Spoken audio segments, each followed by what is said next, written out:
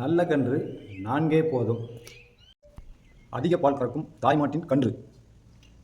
இப்படி வாங்கினா நீங்கள் தான் லட்சாதிபதி. நமது கிராமத்தின் கிளைமேட்டுக்கு ஏற்ற மாதிரி கன்று வாங்குதல். ஹாய் ஃப்ரெண்ட்ஸ், கன்றுக்குட்டி வளர்ப்பு. கன்றுக்குட்டி வளர்ப்பு லாபமா நஷ்டமா அப்படின்னு கமெண்டில் நண்பர்கள் கேட்டிருந்தாங்க. ஒரு நண்பர்கள் நேரிலையும் கேட்டாங்க. அது கன்றுக்குட்டி வளர்ப்பு நமக்கு லாபமா நஷ்டமா அப்படிங்கிறத நம்ம வீடியோக்குள்ளே போய் பார்க்கலாம் வாங்க. ஹாய் நண்பர்களே, கன்றுக்குட்டி வளர்ப்பு லாபமா நஷ்டமா என்று பார்க்கலாம். கன்றுக்குட்டி வளர்ப்பு லாபம் தாங்க. எப்படின்னா, கன்றுக்குட்டி நீங்கள் வாங்கியதில் இருந்து ஒவ்வொரு மாதம் அதிகமாகும் பொழுதும் பெரிதாகி கொண்டு தான் வரும். நீங்கள் எப்போ விற்பனை செய்தாலும் கன்றுக்குட்டி நீங்கள் வாங்கிய விலையிலிருந்து அதிகமாக தாங்க விற்கப்படும்.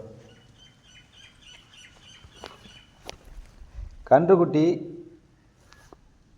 ஒவ்வொரு கன்றுக்குட்டியும் 6 மாத கன்று முதல் 1 வருடம் கன்று வரை வாங்கிறது நல்லதுங்க. ஏன்னு கேட்டிங்கன்னா, கன்று இந்த வயசில் வாங்கினாதான் கம்மி விலைக்கு வாங்கலாம். அதே மாதிரி அது வளரக்கூடிய வயசு இந்த வயசு தாங்க.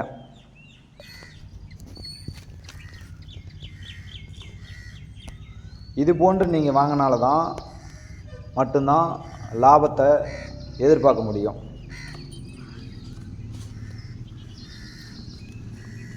நீங்கள் கன்றுக்கு அதிக செலவு செய்ய வேண்டியதில்லை. நல்ல ஒரு மேய்ச்சல் தோட்டத்தில் நீங்கள் ஈஸியாக பராமரிக்கலாம். அதிக தீவன செலவுகள் ஏற்படாத மேய்ச்சல் முறையே போதும் கன்று வளர்கிறதுக்கு.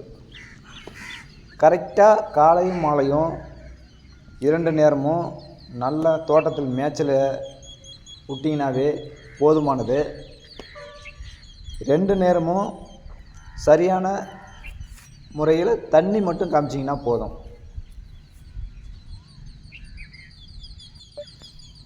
இதை கடைப்பிடிச்சிங்கனாவே கன்று அருமையாக வளர்ந்து வரும்.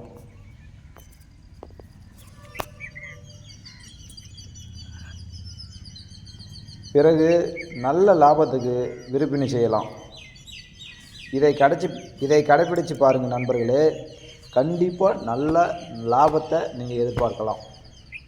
இதுபோன்று கன்றை தேர்வு செய்து நல்ல பலனை பெறுங்கள். மீண்டும் அடுத்த வீடியோவில் பார்க்கலாம் நண்பர்களே. ஏதாவது சந்தேகங்கள் இருந்தால் கமெண்டில் தெரியப்படுத்துங்கள், நான் பதிலளிக்கிறேன். நன்றி, வணக்கம்.